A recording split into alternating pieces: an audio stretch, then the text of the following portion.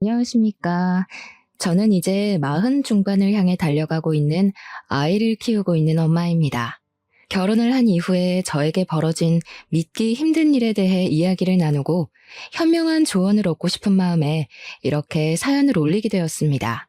유년 시절부터 쭉 이어져 온 인연이 저에게 아주 뜻밖의 해프닝을 가져오게 되었고, 그 일로 인해서 저의 마음에도 구원을, 그리고 다른 사람에게도 복합적인 감정을 만들어내게 되었습니다. 참 어떻게 이 일을 설명해야 좋을지 모르겠지만 차근차근 처음부터 이야기를 한번 풀어보려고 합니다. 어떻게 보면 드라마보다 더 드라마 같은 제 인생 이야기. 이게 정말 현실에서 일어난 일인가 싶을 정도로 대단히 충격적인 이야기를 한번 써내려가도록 하겠습니다. 제 이야기를 듣고 여러분도 저와 같은 선상에 있다면 용기를 가지시고 본인만의 행복을 찾으시기를 바라면서 지금부터 시작하도록 하겠습니다. 저는 어릴 때 가난하진 않았지만 가난에 가까운 삶을 살고 있었습니다. 부모님께서는 집과 가까운 시장에서 작지도 크지도 않게 채소 가게를 운영하시면서 저를 키워내셨습니다. 가게를 열 정도면 나름 풍족한 생활을 하지 않았겠냐 하시는 분들도 있는데, 채소를 팔아봐야 가게 월세 내고 생활비를 제외하면 남는 돈이 별로 없었습니다. 그러니 저를 위해 부모님께서 쓸 수 있는 돈이 매우 한정적이었습니다. 물론 제가 욕심이 많은 아이는 아니었기에 화목한 가정을 이어질 수 있었습니다. 저는 부모님께서 고생하시며 벌어들인 돈을 함부로 사용하면 안 된다고 어릴 때부터 가정교육을 받았기 때문에 주어진 형편에 만족하면서 살았습니다. 우리 부모님께서는 빠듯하게 한 달을 벌어먹고 사시는 분들이었지만 없는 사람들을 늘 챙기고 도우며 사셨습니다. 채소 가게에서 팔다 남은 감자, 고구마부터 시작을 해서 시들시들해지는 상품들, 그러니까 먹는 데는 문제가 없어도 상품 가치가 떨어지는 상품들은 없는 사람들에게 나누시며 살았습니다. 특히 저희가 다세대 주택에 새를 들어 살고 있었는데 우리 옆집에 살고 있는 단칸방 식구들에게 그렇게 잘해주셨습니다. 우리 집도 아주 작은 16평짜리 방 2개 딸린 집이었지만 옆집에 사는 식구들이 밥이라도 굶을까봐 매번 감자와 고구마를 삶아서 주셨습니다. 솔직히 어린 나이에는 우리 집도 힘든데 왜 그렇게 남을 도우며 사시려고 할까? 그 돈을 모았다면 더 큰 집에 갈 수 있지 않았을까 하는 생각을 하기도 했습니다. 하지만 부모님께서는 나중에 다 복이 되어 돌아오는 것이라며 남에게 베푸는 것을 아깝게 굴지 말라고 하셨습니다. 옆집에 사는 가족들은 옆집 오빠와 옆집 오빠 부모님으로 구성되어 3명이 살고 있었습니다. 옆집 오빠는 저보다 8살이나 많은 오빠였는데 제가 초등학생일 때 이미 대학생이던 오빠였습니다. 대학 등록금을 마련하기 위해서 틈틈이 일을 하며 정말 열심히 살던 오빠는 끼니를 제때 챙기지 못해서 항상 배고파했었습니다. 그런 오빠가 안쓰러웠던 저희 어머니께서는 매번 옥수수며 감자며 아침이고 저녁이고 오빠를 마주칠 때마다 손에 들려주시면서 배고프면 일이 손에 안 잡힌다고 걱정을 하셨습니다. 옆집 오빠는 처음에는 부담스럽다면서 거절을 했었지만 나중에 들어서는 꼬박꼬박 받아주면서 너무나도 감사하다고, 이 은혜 절대로 잊지 않겠다고 부모님께 인사를 했었습니다. 가난으로 인한 자격지심도 전혀 없었고 본인이 스스로 할 수 있는 일에 매진하면서 성실하게 사는 아이라며 부모님은 옆집 오빠를 매번 칭찬하셨습니다. 저는 어린 나이에 옆집 오빠에게 질투를 한 적도 몇 번 있었습니다. 부모님께서 매번 입에 침이 마를 정도로 오빠를 칭찬하셨기 때문이었습니다. 제가 중학생이 되었을 때 오빠는 군대에 가게 되었고 제가 고등학생이 되었을 때 제대를 하고 대학에 복학을 했는데 그때 처음 오빠를 대면했습니다. 어릴 때는 제가 대학에 대한 정보가 전혀 없었고 그냥 오빠가 공부를 잘하는 학생이었다는 정도만 들어서 모르고 있었죠. 알고 보니 오빠는 엄청나게 유명한 명문대 장학생으로 입학을 했던 학생이었던 것입니다. 초등학생 때는 몰랐지만 대단한 사람이었던 거죠. 고등학생이 된 제 눈에는 적어도 그렇게 보였습니다. 아무튼 오빠는 대학을 졸업하게 되었고 교수님의 추천으로 대학원에 진학을 하게 되었다고 했습니다. 그즈음 제가 수능 공부를 해야 할 시점이었는데 제가 뭐 학원을 다녔던 것도 아니고 공부에 엄청난 취미가 있었던 것도 아니라서 성적이 바닥을 기어다니고 있었거든요. 학원을 보내주겠다는 부모님의 말에 저는 무한한 고민에 빠지게 되었습니다. 학원비가 한두 푼도 아니고 부모님의 돈벌이가 넉넉한 것도 아니었으니까요. 거기다가 학원을 다닌다고 제 성적이 수직 상승할 것 같지도 않았고 학교에서 배운 공부에 충실하며 수능을 보겠다고 했지만 현실의 벽은 너무나도 높았습니다. 공부도 재미가 없고 흥미도 떨어지고 하니 손을 놓아버리게 됐고 대학은커녕 공장이라도 취직을 해서 하루빨리 집안의 보탬이 되어야겠다는 생각도 하게 되었습니다. 그렇게 고3이 되었고 저는 진로 상담에서도 갈피를 잡지 못하고 깊은 고민에 빠지게 되었죠. 근데 우연히 제 고민을 알게 된 옆집 오빠가 대학원 생활을 하며 바쁜 와중에도 저에게 개인 과외를 해주겠다고 이야기를 해주었습니다. 그동안 얻어먹은 것들이 한두 개가 아닌데 이렇게라도 보답을 하고 싶다면서 저희 부모님을 설득하기 시작했습니다. 오빠는 과외비는 필요 없다고 했고 지금처럼 배가 고플 때 옥수수도 쪄주시고 고구마도 구워주시면 그걸로 충분하다고 했습니다. 저희 부모님은 그런 오빠에게 미안해하면서도 저에게 공부를 시킬 수 있다고 하니 좋다고 하시며 과외 약속을 잡으셨습니다. 솔직히 저는 공부하기가 싫어서 부모님의 그런 결정이 못내 아쉽긴 했지만 이왕 시작한 거 열심히 한번 해보겠다고 마음가짐을 바로 잡았습니다. 그때부터 옆집 오빠에게 수학, 영어, 국어 과외를 받기 시작했는데 오빠가 정말 가르치는데 소질이 있는지 쑥쑥 문제를 짚어서 알기 쉽게 풀어서 알려주더라고요. 몰랐던 학습의 세계가 열리고 흥미가 막 붙기 시작했지만 제가 그동안 쌓아온 기초가 너무 없어서 그런지 성적이 티가 나게 오르진 않았습니다. 오빠는 많이 풀어보고 틀려봐야 실력이 느는 것이라며 저에게 숙제를 매번 내주었고 저는 학교에서 틈틈이 숙제를 풀어나갔습니다. 그때 저희 반에서 공부를 꽤 잘하던 은지라는 친구가 있었는데 저를 보고 막 비웃더라고요. 와, 네가 공부하는 거 태어나서 처음 보는 것 같다, 야. 너 대학 가려고? 진심이야? 네 성적에? 너 공부 못하잖아. 괜히 돈 버리는 거 아니야? 저는 매번 제자리에 와서 이상하게 시비를 거는 은지를 싫어했습니다. 한두 번도 아니고 제가 쉬는 시간에 문제집을 풀고 있으면 언제 왔는지도 모르게 숨죽여 다가와서는 제가 공부하는 걸 비웃고 갔습니다. 은지는 우리 반 반장이기도 했는데 유독 저에게만 못되게 굴었어요. 제가 풀고 있는 문제집을 가져가 훑어보면서 이거 다 중학생 때 배운 거 아니냐고 깔깔거리면서 웃었습니다. 고등학교 3학년씩이나 돼서 중학생들이 푸는 문제집을 풀고 있다며 반 아이들 모두에게 저를 조롱거리로 만들곤 했었습니다. 하루는 너무 티가 나게 저만 괴롭히는 것 같아서 나한테 왜 그러냐고 버럭 성질을 부렸는데 그걸 모르는 게 문제라며 말도 안 되는 소리를 하고 가더라고요.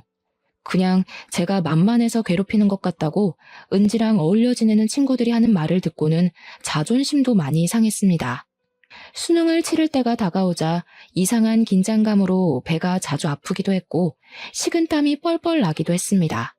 그래도 1년 가까이 옆집 오빠랑 공부를 하면서 모의고사 성적도 꽤 많이 올랐기 때문에 수능날 탈만 나지 않으면 성적은 어느 정도 나올 것 같았습니다. 물론 특출나게 오른 건 아니라서 그래봐야 간당간당한 수준이긴 했습니다. 소위 말하는 인서울은 힘들 것 같았고 수도권이나 지방으로 가야 할 수준이었습니다. 그렇게 수능날이 되었고 저는 무탈하게 수능을 치렀고 학교에 옹기종기 모여서 가채점을 하기 시작했습니다. 예상했던 것보다 성적이 잘 나왔지만 아무리 생각해도 서울에 있는 4년제 대학은 가지 못할 것 같아서 조금 서글퍼졌습니다. 이럴 줄 알았으면 미리 공부를 할 걸 그랬다 하는 생각도 했고요. 명문대에 다니는 옆집 오빠가 열심히 알려줬는데 성적이 높지 못해 미안한 마음도 들었습니다. 은지는 제 옆에서 일부러 들으라는 듯이 전체 1등급이 나왔다면서 자기는 서울 명문대에 합격할 것이라고 자랑을 했습니다. 수능이 끝났으니 이제 자유라는 생각이 들어서 신나게 노느라 바빴던 어느 날 어머니께서 저에게 빨리 집으로 들어오라는 연락이 왔습니다. 잘 놀고 있는데 부른다며 투덜대며 집으로 들어갔는데 집안 공기가 이상하더라고요. 어머니께서는 저에게 까만 옷을 던져주셨습니다. 빨리 갈아입으라고 처연하게 이야기를 하시는데 느낌이 쎄해서 옷을 갈아입고 어머니를 따라 나섰습니다. 그런데 저를 끌고 장례식장으로 가길래 저는 덜컥 심장이 내려앉는 기분이 들었습니다. 저희 아버지에게 무슨 일이 생긴 건가 했는데 장례식장에 옆집 오빠 혼자서 자리를 지키며 울고 있는 게 아니겠습니까? 영정사진을 보니 옆집 오빠의 부모님의 얼굴이 있더라고요. 사고가 나서 두 분이 한날 한시에 돌아가시게 되었다는 소리를 듣고 얼마나 깜짝 놀랐는지 모릅니다. 저희 부모님께서는 3일 내내 채소 가게도 닫으시고 장례식장을 지키셨고 저도 장지까지 따라가 고인의 명복을 빌었습니다. 옆집 오빠는 엉엉 소리를 내며 울면서도 저희 가족에게 고마워했습니다. 그렇게 며칠을 빠짐없이 옆집 오빠를 챙기고 상심이 클까 챙겼었는데 장례를 치른 지 3개월이 되지 않아서 옆집 오빠가 저희 집을 찾아왔습니다. 대학원 교환학생 프로그램에 선정이 되어서 아주 좋은 기회를 얻게 되었다고 학교에서 보내주는 유학길에 오르게 되었다고 했습니다. 저희 가족은 진심으로 축하를 해주었고 오빠는 살던 집과 살림살이 모두 처분하고 미련 없이 유학길에 오르게 되었습니다.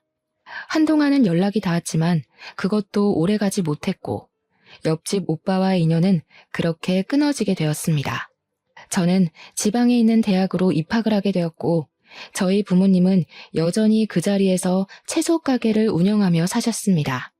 대충 성적에 맞춰서 대학과 학부를 골랐던 터라 대학 생활의 재미도 느끼지 못하고 시간만 때우고 있었던 어느 날이었습니다. 제가 지방에 있는 대학에 진학을 했기 때문에 통학을 할 수 없어서 학교 근처 원룸에서 자취를 하고 있었습니다. 자취집에 자주 놀러오는 동아리 친구 한 명이 도예과를 다니고 있었는데 과방에 한번 놀러오라고 해서 할 일도 없고 심심해서 과방을 찾아갔습니다. 도예과 친구들이 물레를 가지고 흙으로 도자기를 빚으며 과제에 제출할 작품들을 만지고 있는데 이상하게 재미가 있어 보이더라고요. 친구가 곧 시험과 재제출을 해야 해서 도자기를 만들어야 한다고 물레를 밟으며 저와 이야기를 하는데 이야기에 집중이 되지 않고 자꾸 물레가 눈에 밟히는 겁니다. 그래서 친구에게 나도 한 번만 해보면 안 되냐고 너무 재미있어 보인다고 물어보니까 친구가 막 웃더라고요. 이게 강약 조절이 엄청나게 필요한 작업이라면서 분명 모양이 휘고 이상해져서 마음처럼 안 될 거라고 한번 해보라고 했습니다. 친구가 밟았던 느낌을 최대한 살려보면서 손으로 이리저리 모양을 매만지는데 그럴듯하게 나오더라고요. 그래서 와 너무 재미있다 하는데 친구가 저를 멍청한 얼굴로 보고 있더라고요. 야, 이거 한 번에 이렇게 하는 사람 처음 봐. 너 이쪽에 소질 있는 거 아니냐? 내가 원래 잡기에 능하긴 하는데 손재주도 있는 편이라고 하더라. 나도 한번 해볼까? 어떤 거 같아? 그때 당시 천재라는 타이틀에 전 국민이 목매달던 시절이라 그런지 저와 친구는 패기 있게 도예과 교수님을 만나러 갔고 친구는 침을 튀기며 이야기를 했습니다. 20살의 패기였을까요? 지금 생각해보면 고작 물레 한번 돌린 것으로 교수님을 찾아가서 소질이 있네만의 이야기를 했다는 게 너무나도 부끄럽습니다. 하지만 어린 나이에 치기 어린 패기를 교수님께서 예쁘게 봐주신 덕분에 저는 교수님 앞에서 물레를 밟으며 도예를 시작할 수 있었습니다. 몇 주간 실습하는 곳에서 도둑 강의를 들으며 손맛을 익혔더니 교수님께서 진짜 소질이 있는 것 같다고 전과를 해볼 생각이 없냐고 하셨습니다. 그냥 저냥 인문과에서 갑자기 도예과로 전과가 가능할까 싶었는데 지방에 있는 학교라 그런지 해달라는 거 다 해주더라고요. 저는 얼떨결에 도예과로 전과를 하게 되었고 저희 부모님도 제 이야기를 듣고 무척이나 어이없어 하셨지만 제가 재밌다고 하니 한번 해보라고 하시고는 더 말리지 않으셨습니다. 저는 충동적인 결정임에도 불구하고 4년을 도예과에 다니면서 실력이 쑥쑥 늘기 시작했고, 원래 도예과 특성상 취업이 힘든 편임에도 불구하고 교수님의 추천서를 받아냈습니다. 그 추천서 한 장의 위력이 어마어마하더라고요. 저는 친구들이 모두 부러워할 만한 도예가가 운영하는 회사에 취업을 하게 되었습니다. 정말 도자기를 빚는 일을 주력으로 하고 아이들이 체험을 하러 오기도 하는 커다란 화로가 있는 회사였습니다. 회사가 이천에 있었기 때문에 부모님께서는 채소 가게를 접으시고 아예 이천에 있는 작은 마을로 이사를 하시게 되었습니다. 마을 자체도 작고 조용했고 적당한 생필품을 동네 슈퍼에서 파는 그런 동네였는데, 온 가족이 이주를 하게 되면서 제가 벌어오는 돈으로 생활을 하기 시작했습니다. 사실 그 돈으로 세 가족이 살기에는 조금 빠듯하긴 했습니다. 그런데 정말 하늘이 도우신 건지 우리 부모님이 나눠 살던 복이었는지 그 마을 바로 옆에 큰 도로가 생기고 대기업 회사가 들어오게 되면서 농사나 지을까 하고 서울에 있던 모든 걸 정리한 돈으로 산 땅값이 어마어마하게 올랐습니다.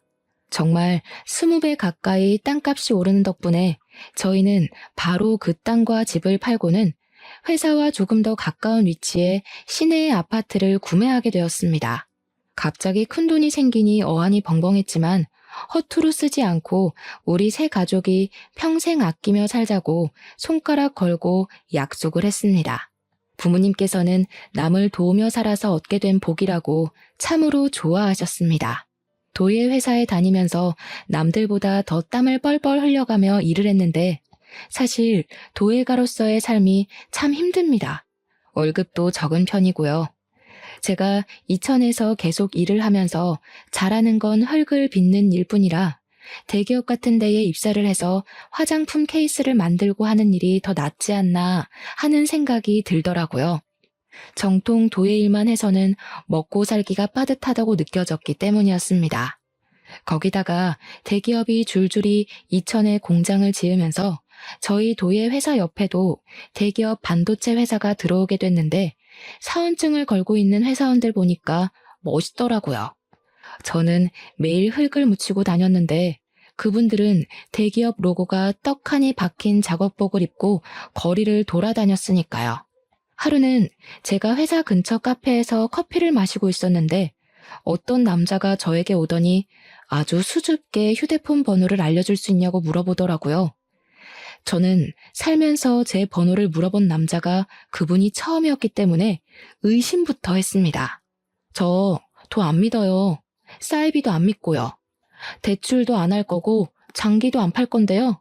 근데 제 말이 엄청나게 웃겼는지 처음에는 무슨 소리인가 하고 저를 보다가 빵 터져서 배를 잡고 웃더라고요. 앞에서 그렇게 웃어대니까 제가 너무 오버를 했나 싶어서 얼굴이 달아올라 커피를 벌컥벌컥 마셨습니다. 제가 며칠 동안 이 카페에 와서 그쪽을 봤는데 아무리 봐도 제 스타일이셔서 그래요. 번호 좀 알려주세요. 혹시 여기 S기업 다니시는 분이세요? 아니요. 아쉽게도 저는 반대편에 있는 도자기 회사에서 도자기 만드는 일을 하고 있어요. 우와, 정말 멋있는데요. 도예가라는 말씀이시잖아요. 요즘 잘 없는 직업 아닌가? 저도 나중에 도자기 한번 만들러 가봐도 되나요? 번호 좀 알려주세요. 그분은 저에게 계속해서 번호를 알려달라고 졸랐고, 저는 어차피 한 번뿐인 인생인데 괜찮지 않을까 싶어서 번호를 알려주었습니다. 번호를 준 게 허락으로 생각한 건지 그 뒤로 자주 연락이 오곤 했습니다. 물론 저도 마음에 들지 않았으면 딱 잘라 거절을 했겠지만 그건 또 아니었어요. 대화를 나누다 보니 위트가 있는 사람이라는 걸 알게 됐고 생각보다 배려도 넘치는 사람이라는 생각이 들었습니다. 연락이 오지 않을 때는 서운하기도 하고 뭘 하는지 궁금하기도 했고요. 그렇게 시간을 보내다 보니 자연스럽게 연애라는 걸 시작하게 되었습니다. 연애하는 기간 동안 무척이나 순조로웠고 2년이라는 시간을 훌쩍 보내게 되었습니다. 제 나이 30이 되어서 결혼을 하자는 프로포즈를 받게 되었고 시댁에 인사를 드리러 가게 되었습니다. 남편에게는 여동생이 하나 있었는데 남편보다 일찍 결혼을 하고 아이도 낳고 미국에서 지내고 있다고 이야기를 하더라고요. 결혼식 날에 올 수 있을지 잘 모르겠다고 겸연쩍게 시부모님께서 이야기를 하는데 나중에라도 인사를 드리면 되지 않겠나 싶어서 대수롭지 않게 생각했습니다. 시댁 어르신들도 다행히 저를 예쁘게 봐주셨고 저희 부모님께서도 대기업에 다니는 남편을 좋게 봐주셔서 결혼을 하게 되었습니다. 상견례 자리에서도 재산을 공개하고 예단 예물 이야기를 하다 보면 서로 빈정이 상하는 경우가 있다고 하던데 저희는 그런 게 전혀 없었습니다. 평생 봉사를 하며 남을 위해 살아온 저희 부모님과 시부모님의 대화가 무척이나 잘 통했고 집안 가훈이나 분위기도 비슷해서 걸림돌이 될 게 없었습니다. 시부모님은 탄탄대로를 살아오신 분이라 평생을 봉사하며 살아오신 저희 부모님께 진심으로 존경한다고 이야기를 하셨습니다. 우리 부모님께서는 가방끈이 짧은 저희 가족을 대단한 사람인 양 봐주셔서 감사하다고 대답을 하셨고요. 훈훈한 분위기에서 상견례 자리가 끝나게 되어 가슴 졸일 일은 없었습니다. 무엇보다 남편이 명문대를 졸업하고 대기업을 다니고 있었기에 제가 부족해 보일지도 모른다고 생각했는데 시부모님은 그런 걸 전혀 생각하지 않는 분이셨습니다. 훈훈한 자리 끝에 결혼식 날짜가 다가오게 되었고 참석이 불투명하다고 했던 신우도 결혼식 당일에 드디어 만날 수 있었습니다. 신부 대기실에 찾아와서 저에게 인사를 하는데 신우와 저 둘 다 얼굴이 굳어지고 말았습니다. 신우라고 인사를 한 사람이 다름 아닌 고등학교 시절 저에게 계속 시비를 걸던 우리 반 반장, 은지더라고요.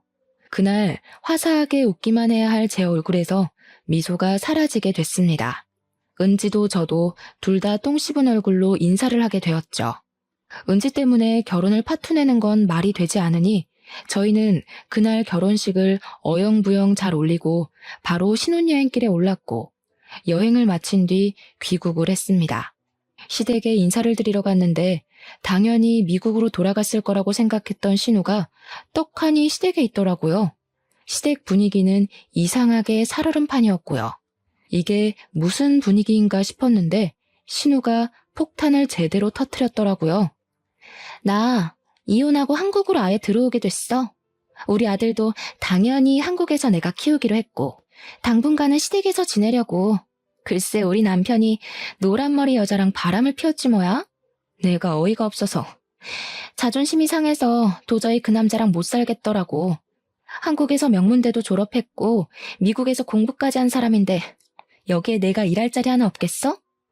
나도 고향이 그리웠었는데 잘 됐지 뭐. 시부모님은 갑작스런 신우의 말에 머리를 싸매고 누우셨고 신우는 아무렇지 않게 시댁에 자기 짐을 풀고는 뻔뻔하게 눌러붙기 시작했습니다. 그냥 거기서 끝이 났으면 제가 신우 이야기를 할 일도 없었겠죠.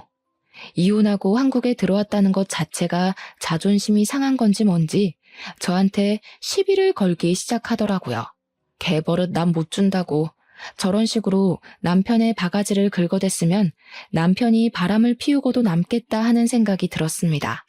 그러고 보니까 현아 네가 우리 반 밑바닥 성적을 깔아준 덕분에 내신에서 이득 본 친구가 좀 있지 않았니? 너 대학도 지방대 나왔지? 시댁에 가기만 하면 살살 긁어대는 통에 이걸 들이박을까 말까 고민을 했는데 매번 시부모님과 남편이 제 편을 들어주면서 신우에게 쓴소리를 했습니다. 대학을 어디 나왔고 성적이 어떻든 간에 지금 잘 먹고 잘 살면 아무 문제가 없다는 식으로 말입니다. 그럴 때마다 은지는 결과가 최고라는 마인드로 사니까 우리나라에 발전이 없는 거라면서 과정도 중요한 거라고 자기 주장을 펼치더라고요.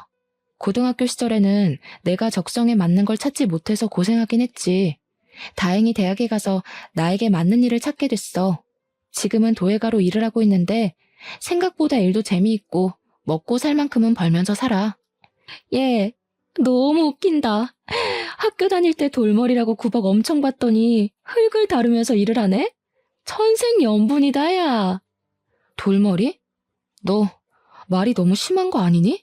어디 신우한테 너너거리면서 이야기를 해? 또박또박 말대꾸 하지 마. 따지고 보면 내가 올케 언니지. 너희 오빠랑 결혼한 거 몰라서 그래? 너나 선 지키면서 굴어. 제가 틀린 말을 한 건 아니니까 입을 삐죽 내밀고는 무시하더라고요.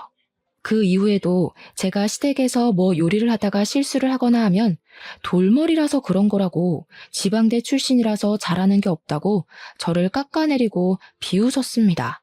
하루는 제가 TV 프로그램에 나온 영어 단어를 읽다가 실수를 했는데 그 발음이 아니라면서 미국도 못 가봤냐고 꼽을 주기도 했고요. 신문 보다가 사자성어가 나왔는데 그 뜻을 몰라서 검색을 하고 있으니 초등학교 때 다 배우는 거 아니냐고, 아는 게 뭐냐고 시비를 걸기도 했습니다. 신우가 그런 식으로 하나하나 말꼬리를 잡고 늘어지니까 저도 시댁에 방문하는 것 자체가 스트레스였습니다. 아들과 함께 한국으로 돌아온 신우는 5살밖에 안 된 시조카의 교육에 열을 올리고 있었습니다. 때마침 제가 그즈음 임신을 하게 되었고 양가의 어마어마한 축하를 받게 되었습니다. 신우는 저에게 일찌감치 아이 교육을 어떻게 시킬지 정해야 된다면서 자기를 보고 배우라는 식으로 말을 하더라고요. 근데 저는 생각이 조금 다르긴 했습니다. 공부를 아무리 해봐야 적성에 맞는 일을 찾는 게 더 중요하다는 생각을 했거든요. 제가 친구를 따라 과방에 놀러 가지 않았더라면 제가 과연 도예가의 길을 걸을 수 있는 기회가 있었을까요? 저는 공부가 전부라고 생각하지 않았습니다. 그런데 신우는 그런 제 의견을 깡그리 무시하고는 시조카에게 공부를 하지 않으면 큰엄마처럼 대학도 후진 곳을 나와야 하고 평생 몸을 쓰면서 살아야 한다고 이야기를 하더라고요. 그 이야기를 들은 남편이 신우의 머리채를 잡을 기세로 달려들었는데 제가 말리지 않았더라면 아마 원형 탈모처럼 머리카락이 우수수 빠졌을 겁니다. 신우는 가족들이 불편해하는 걸 알면서도 저를 무시하는 걸 멈추지 않았고 5살밖에 되지 않은 시조카를 영어 유치원에 보내겠다고 난리를 쳤습니다. 그뿐만이 아니라 과외를 시켜야 한다면서 선생을 알아보고 추가 공부를 시킨다고 학원 문도 두들겨 보더라고요. 더 웃긴 건 신우는 일을 하지 않고 있어서 그 돈이 모두 시부모님의 주머니에서 나오고 있었다는 겁니다. 시조카는 국적은 미국 국적이었으나 한국에서 살고 있었음에도 한국말을 제대로 구사하지 못하고 있었습니다. 제가 다른 것보다 국어 공부를 먼저 해야 하는 거 아니냐고, 방문학습이라도 시키는 게 좋지 않겠냐고 넌지시 의견을 보탰죠. 그러니까 저한테 영어가 세계 공통어인 거 모르냐면서 한글은 크면 자연스럽게 쓰고 읽고 할 수 있다고 차라리 수학 과외를 시키겠다고 하더라고요. 5살이면 한창 놀이터에서 뛰어놀아야 할 시기인데 정말 신우의 욕심이 하늘을 찌르더라고요. 저는 10달을 꼬박 품은 아이를 출산했고 육아휴직을 하게 되면서 2년이나 회사 일을 쉬게 되었습니다. 2년 만에 다시 이천으로 출퇴근을 하려고 하니까 너무나도 힘들더라고요. 제가 육아휴직을 하는 동안 남편이 본사로 발령이 나면서 저희가 서울로 이사를 오게 되었거든요. 집에서 육아만 하다가 서울에서 이천까지 매일 운전을 해서 출퇴근을 하려고 하니까 몸이 축나는 기분이었습니다. 남편 월급이 꽤 되긴 했지만 그래도 돈을 벌어야 된다는 생각에 도예를 하면서 돈을 벌었는데 이 도예 사업이라는 게 참 어렵더라고요. 저는 결국 도예가 선생님의 곁을 떠나 서울에서 공방을 열어보기로 결심을 했고 부모님께서 조금의 도움을 주시겠다고 하셨습니다. 제가 눈여겨보던 매물이 부동산에 나왔기에 바로 계약을 하고 작은 공방을 열 수 있었습니다. 다행히 위치가 좋아서 작은 화로까지도 둘 수 있었습니다. 고열로 구워야 하다 보니까 일반적인 건물에서는 화로를 두기 어려웠었는데 단층 창고 같은 건물을 통으로 쓸 수 있어서 화로도 구비할 수 있었습니다. 공방은 인터넷을 통해서 입소문을 타기 시작했고 예약이 가득 찰 정도로 장사가 잘 되었습니다. 아무래도 서울 한복판에서 그런 체험을 할 수 있는 곳이 없다 보니까 희소성에 대한 가치를 인정받은 셈이죠. 그때 저희 아이는 어린이집을 보내고 있었는데 신우가 또 저에게 시비를 걸더라고요. 어린이집에서 배우는 게 뭐가 있다고 거기를 보내? 적어도 영어 유치원 정도는 보내줘야지. 벌써부터 수준 차이가 나기 시작하잖아. 올케가 지방대를 나와서 그런가? 지방대 나온 친구들은 그냥 어린이집을 보내나 봐? 내 대학 친구들은 죄다 영어 유치원을 보내던데. 우리 조카 불쌍하네. 공부를 잘해야 하는데. 엄마 닮았으면 티가 딱 나겠다. 공부하는 것보다 경험이 더 중요하다고 생각해서 굳이 어릴 때부터 스트레스 주고 싶지 않은 거야. 각자 자식을 교육하는 방법이 있으니까 그런 소린 하지 말았으면 좋겠어.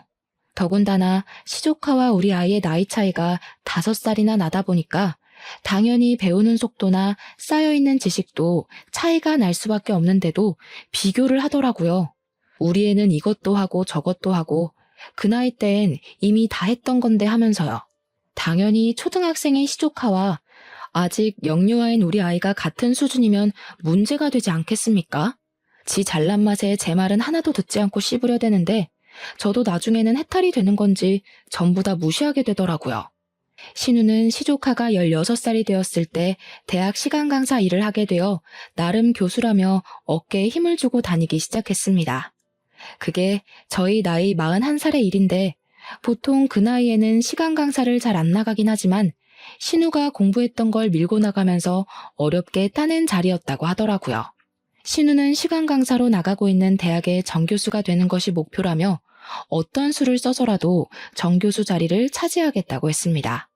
제가 열심히 하다 보면 기회가 오지 않겠냐고 했더니 가방끈이 짧아서 이해를 못하는 거라고 비웃더라고요.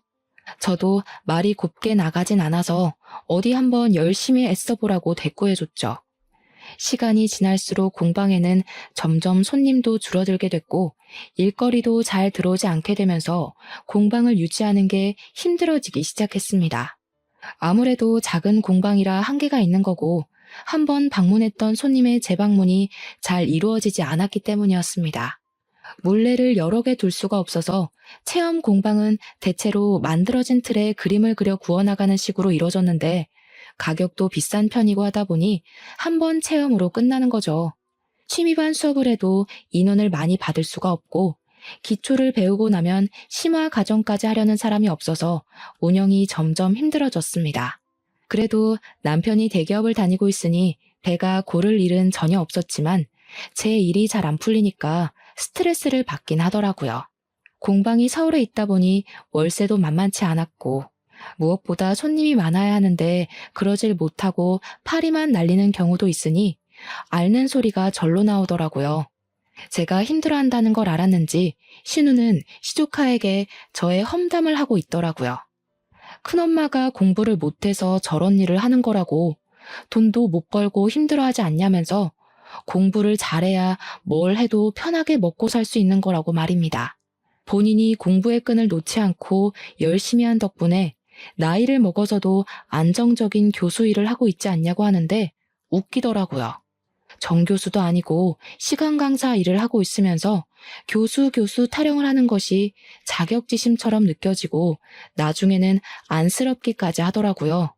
애써 무시를 하며 지내고 있었는데 하루는 신우에게서 급하게 저에게 연락이 왔습니다. 학교에 제출을 해야 할 서류를 두고 갔는데 그 자료가 정직원 채용 원서에 꼭 필요한 것이라면서 저에게 가져다 달라고 하더라고요. 시부모님은 지방으로 골프 여행을 가신 터라 제일 움직이기 쉬운 저에게 부탁을 해왔습니다. 처음으로 신우가 저에게 고분고분하게 말을 하며 계속 부탁한다 빌빌 기길래 한번 도와주자 싶어서 서류를 찾아서 신우가 일하는 대학으로 찾아갔습니다. 자료를 받자마자 돌변하더니 이런 일에는 쓸모가 있어서 다행이라고 말을 하더라고요. 진짜 어이가 없어서 서류를 찢어버리고 싶었습니다. 이럴 때는 자존심 같은 거 세우지 말고 그냥 고맙다고 말해야 하는 거 아니야? 어머, 너 나한테 고맙다는 소리가 듣고 싶었던 거니? 자존심 세우기는 무슨... 내가 너한테 그런 거 세워서 뭐 한다고 그래. 네가 어디 대기업이라도 다녔으면 내가 너한테 이런 부탁 못 했겠지. 얼마나 다행이니? 네가 공부를 못해서 한가롭게 공방이나 운영하면서 사니까 이런 부탁도 들어주고 내가 이 은혜는 평생 잊진 않을게. 갚을지는 모르겠지만 고맙다 얘. 어쩜 이렇게 말을 재수없게 하는 재주가 있는지 모르겠다. 은혜 갚으라고도 안 하니까 걱정하지 마. 걱정은 무슨? 너 요즘 공방도 잘 안 된다며? 이래서 어릴 때부터 공부를 잘하는 게 중요한 거야. 결국 어떻게든 밥벌이 하려면 똑똑해야 한다니까.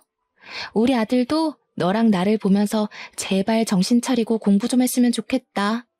내가 그런 건 또 고마워.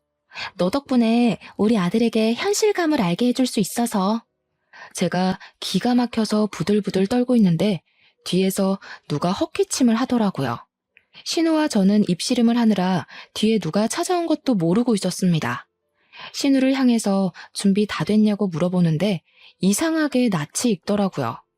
신우가 갑자기 쩔쩔매면서 언제 오셨냐고, 안 그래도 지금 서류 준비를 다 했다면서 학과장님 하면서 콧소리를 내는데 그분이 저를 빤히 보더니 놀란 눈을 하셨습니다. 너 혹시 효나니? 땡땡동 살던 채소가게. 자세히 보니까 저에게 공부를 가르쳐 주었던 우리 옆집 살던 오빠였습니다. 저는 너무 놀라서 오빠 맞냐고 반가움에 방방 뛰었더니 어떻게 여기서 다 보냐고 반갑다고 신우를 무시하고 저에게 달려와 제 손을 잡더라고요. 신우는 황당한 얼굴로 둘이 어떻게 하는 사이냐고 제 옆구리를 찔렀고, 저는 옆집 살던 오빠라고, 제 과외를 해주던 오빠라고 이야기를 했습니다. 그러고 보니 왠지 네가 나한테 무슨 중학생이 풀만한 문제집을 풀고 있냐고 했던 게 생각이 나네. 그거 오빠가 과외할 때 내준 숙제였는데. 오빠 덕분에 대학도 못 갈 것 같았던 내가 대학도 가고 거기서 적성도 찾아서 지금은 도예가로 일하고 있어요. 내가 학교 다닐 때 언제 그랬다고. 참나. 아무튼 인연이 닿으려고 하니까 이렇게 닿네요, 학과장님. 신기하죠? 근데 옆집 오빠는 이미 신우가 저에게 뾰족하게 날을 세우고 했던 말들을 모조리 들었던 것 같습니다. 표정을 굳히고는 풀지 않더니 신우가 내민 서류를 다시 신우 손에 들려주더라고요. 내가 추천서에 사인을 해주긴 좀 어려울 것 같네. 거기다가 내 가족이나 다름없는 사람에게 그런 말을 뱉는 걸 보니 인성도 별로인 것 같구먼. 그런 사람이 대학 강단에 서서 어떻게 아이들을 바른 길로 인도할 수 있겠나? 사회의 모범이 되어야 할 사람인데 말이야. 갑자기 이러시는 게 어디 있어요. 가족이나 다름없는 사람이라뇨. 얘랑 가족은 전데요? 그럼 저랑도 가족이잖아요. 우리가 언제부터 가족으로 묶인 사이였니? 항상 네가 날 무시하고 깎아내리기 바빴지. 오빠, 어떻게 지내셨길래 여기서 학과장을 하고 계신 거예요? 저희 부모님은 채소 가게 접으신 지 오래됐어요. 지금은 이천으로 이사를 가셨고요. 일이 술술 잘 풀리는 덕분에 지금은 노후를 즐기면서 보내고 계세요. 안 그래도 한국에 들어오고 나서 얼마나 찾았는지 몰라. 가게도 사라지고 집도 이사를 하고. 여기서 이러지 말고 커피 한잔 하러 가지. 신우가 발을 동동 구르면서 따라오다가 옆집 오빠가 왜 따라오냐고, 무슨 볼일이 더 남았냐고 차갑게 이야기를 하자 그 자리에 우뚝 서더라고요. 신우가 울상이 되어서 저를 바라보는데 얼마나 고소하던지 20년 묵은 체증이 확 내려가는 듯한 기분이 들었습니다. 옆집 오빠는 미국으로 유학을 가게 된 이후에 학교에서 내어준 장학금으로 미국의 유명 대학원을 졸업했다고 했습니다. 한국으로 돌아와 강사일부터 시작해서 지금은 학과장까지 오르게 되었다고, 옆집 오빠가 연구하는 분야에서는 영향력이 있는 사람이 되었다고 하더라고요. 대기업 같은 곳에서 초청 강의 제안도 들어오고 하루가 어떻게 돌아가는지 모르게 바쁘게 살고 있다고 했습니다. 나름 인터넷에 이름을 검색해도 나온다면서 너스레를 떠는데 저는 참 오빠를 단 한 번도 찾아볼 생각을 하지 못했네요. 부모님께 전화를 걸어서 옆집 오빠와 연결을 해주기도 하고 오랜만에 만나서 정말 즐거운 시간을 가지게 되었습니다. 그날 이후 신우는 정교수가 되지 못했다면서 저를 원망하기 시작했고, 도를 넘어서는 바람에 시댁에서도 구박덩어리가 되었습니다.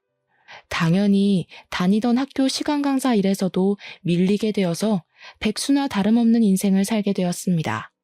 저에게 히스테릭하게 굴 때마다 시부모와 남편이 옆에서 제 편을 들어주니 신우는 점점 망가지고 말았습니다. 신우는 모든 스트레스를 시족하게 풀기 시작했고 문제를 하나라도 틀리면 너 죽고 나 죽는 거다 하면서 시조카를 압박하기 시작했습니다. 자기보다 훨씬 공부를 잘해야 하고 명문대 명문대 아주 귀에 피딱지가 않도록 노래를 부른 거죠. 기말고사를 본 시조카는 성적이 원하는 대로 나오지 않자 스트레스를 견디지 못하고 그만 이대로 세상을 뜨겠다고 나쁜 시도를 하고 말았습니다.